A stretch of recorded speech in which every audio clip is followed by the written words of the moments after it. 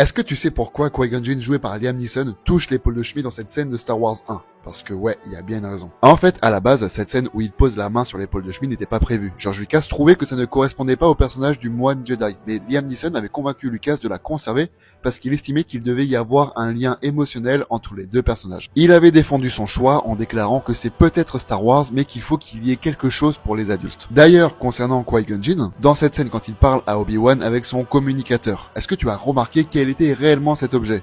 Non, pour faire cet objet, ils avaient pris un rasoir féminin. C'est un rasoir Sensor XL de la marque Gillette. Dark Maul, lui, a fait une légère boulette. Si tu remarques bien, Dark Maul a une boucle d'oreille, et c'est très subtil, et il faut avoir l'œil. Et en vrai, cette boucle d'oreille n'était pas prévue. Simplement, Ray Park, l'acteur qui joue Dark Maul, avait zappé de l'enlever pendant le tournage. Et cette erreur est devenue canon au personnage dans l'univers. Toujours concernant Dark Maul, à la base, Benicio del Toro avait été choisi pour jouer Dark Maul. Cependant, il avait quitté le projet quand il a appris que la plupart des scènes de dialogue du personnage avaient été supprimées.